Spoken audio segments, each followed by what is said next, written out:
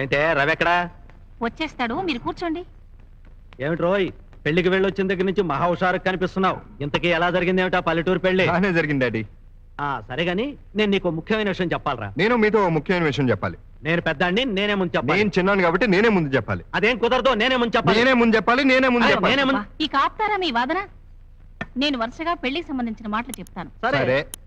ఆఖరి మాట ఎవరి దగ్గర అవుతుందో వాళ్ళు ముందు చెప్పాలి. ఓకే. చెంగుముడి, కాలు తొక్కటం, వాసికం, 7 అడుగులు, 3 ముళ్ళు, ఆకృతి నక్షత్రం. కాబట్టి నేనే చెప్పాలి. అన్యాయం, అక్రమం. శోభనం చెప్పుంటే నేనే గెలుచుండేవాడిని. పెళ్లి తర్వాతే శోభనం. ముందు చెప్పరా. సరే చెప్పు. అది అది చెప్పు. మన పెళ్లికి వెళ్ళాను కదా, అక్కడ మొదలతని ఒక అందమైన అమ్మాయి ఉంది. ఆ అమ్మాయిని నేను ప్రేమించాను, పెళ్లి చేసుకుంటానని కూడా మాటిచ్చాను. డాడీ డాడీ ఏమండి? అమ్మా, డాడీ ఎందుకంత కోపంగా వెళ్ళిపోతున్నారు? Hi Ravi, how are you? Hi. Hi, dull గా ఉందేంటి? డల్లే. మన లవ్ విషయం చెప్పగానే నాన్నగారి కోపం వచ్చింది. వస్తే పూల్ గీల్ చేసి ఒప్పించేయి. ఎలా? నేను వీణ తెగ వాయిస్తానని. నువ్వు వీణ వాయిస్తావా?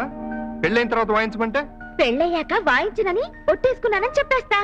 అంతేకాదు, వంటలు అదిరేట్టు చేస్తానని. వారిని ఇన్ని అబద్ధాలా? 1000 lives equal to 1 marriage. Ravi, నాన్నగారు పిలుస్తున్నారు. ఆ వాయిస్ ఎవరు? అత్తగారా? నమస్కారం చెప్పు. అలాగే, నేను మళ్ళీ ఫోన్ చేస్తానే. Okay, bye.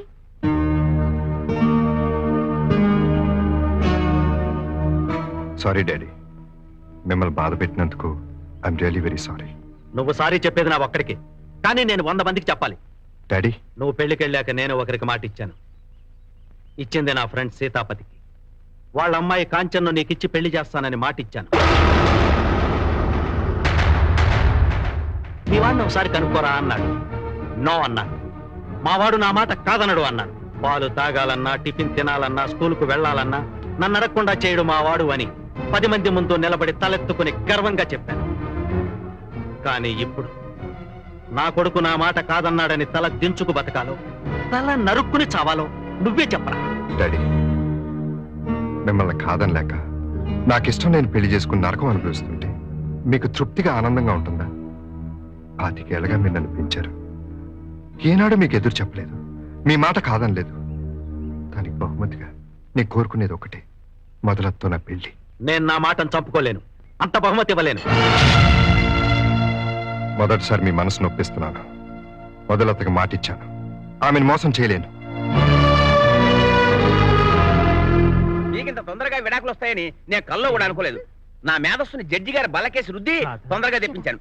ఇక మీ ఇళ్ళకెళ్ళి ఎవళ్ళ సింగిల్ కాపురాలు వాళ్ళు చేసుకోండి. వెళ్ళండి. రాధా, ఇదే మన ఆఖరి కౌగిలి. ఈ పడేదేదో ఫ్రెష్ అమ్మాయి మీద పడి విడాకుల కోసం రా. శీఘ్రమేమో విడాకులు కళ్యాణ ప్రాప్తిస్తూ వెళ్ళే. నేనన్నయ్యా, భారతిని. చెప్పమ్మా, ఏమిటి విశేషాలు? అవును, రవి పెళ్లి ముహూర్తాల గురించి ఏమైనా ఆలోచిస్తున్నారు లేదా? రవి పెళ్లి గురించి మాట్లాడాలి. ఓసారి అర్జెంటుగా ఇంటికి రా అన్నయ్య. రవి, నా కేసు వాదించమని మీకు వకాల్తా ఇచ్చారా? నువ్వు ఎలాగైనా అనుకో, నా అనుభవంలో పెద్దలు చేసిన పెళ్లిళ్ళ కన్నా ప్రేమించి పెళ్లిళ్ళు చేసుకున్న వాళ్ళే ఎక్కువ మంది విడాకుల కోసం వస్తుంటారు. నేను మాత్రం రాను. రాకూడదని నేను కోరుకుంటాను. మరి ఇంకే, మధుతో నా పెళ్లి చేయమని వెళ్ళి నాన్నగారితో చెప్పొచ్చుగా. ఆయన మాట ఆయనకంత ముఖ్యం, నా మాట కూడా నాకు అంతే ముఖ్యం. నువ్వు ప్రేమ కేసులో బాగా కూరుకుపోయావు. వాయిదాలు స్టేలు ఇచ్చే స్టేజ్ దాటిపోయావు. కానీ ఒక విషయం, పెళ్లికి ముందు ప్రేమిస్తే పెళ్ళయ్యాక ప్రేమ మిగలదు, గుర్తుంచుకో. ఏమిటిది? చదువు.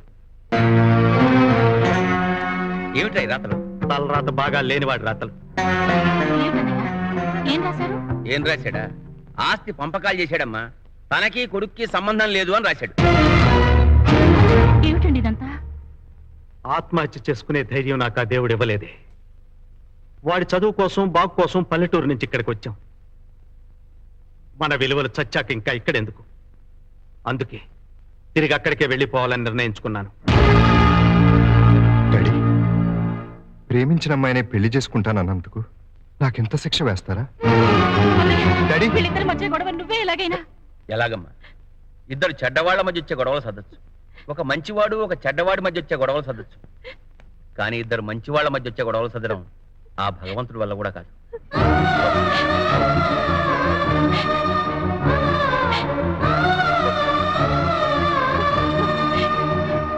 రవి, మీ నాన్నకి ఏదైనా అయితే నేను బ్రతకలేనురా. నువ్వు ఆ అమ్మాయిని పెళ్లి చేసుకోవాలనుకుంటే చేసుకో. నా బొట్టు తుడిచి నా గాజులు పగలగొట్టి పెళ్లి చేసుకోరా. చేసుకో.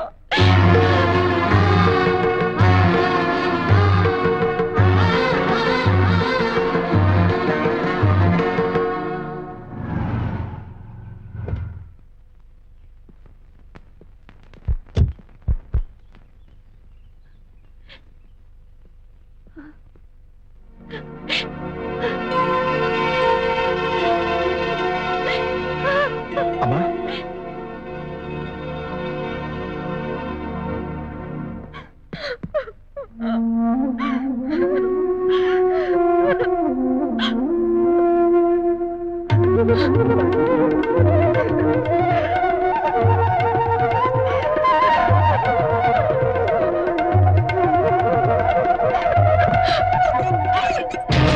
మధు మధు మధు రవి, మీ అమ్మగారు జరిగిందంతా చెప్పారు. నువ్వు నన్ను మర్చిపోవటం మంచిది. మధు వాళ్ళ కోసం మన జీవితాలు నాశనం చేసుకుంటావా? మనది 10 రోజుల పరిచయం. వాళ్ళకి నీకు 25 ఏళ్ల అనుబంధం. కావచ్చు, అందుకని నిన్ను దూరం చేసుకోలేను. దూరం చేసుకోక తప్పదు రవి. మనసును ఎలా చంపుకోగలను మధు? నేను చంపుకున్నట్టే.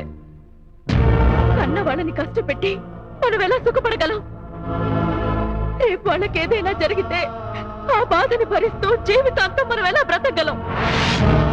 నన్ను దగ్గర చేసుకోవడం కోసం నీ వాళ్ళని నువ్వు దూరం చేసుకోవడం నాకు ఇష్టం లేదు. నువ్వు ఆ అమ్మాయిని పెళ్లి చేసుకోవాలనుకుంటే చేసుకో.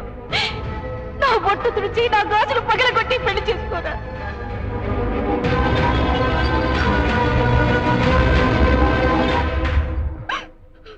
సరే మధు, చివరిసారిగా నిన్ను ఒక్కసారి చూసి వెళ్ళిపోతాను.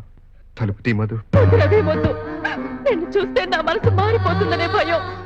నా మీద నీకే మాత్రం గౌరవం ఉన్నా దయచేసి వెళ్ళిపో రవి, వెళ్ళిపో.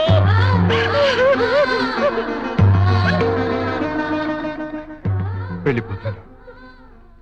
మనిషిలా వచ్చాను, శవలా వెళ్ళిపోతాను.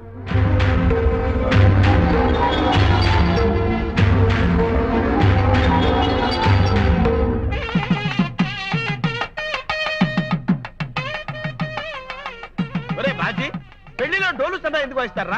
అదో ప్రక్రియ సుక్రియ అది కాదు.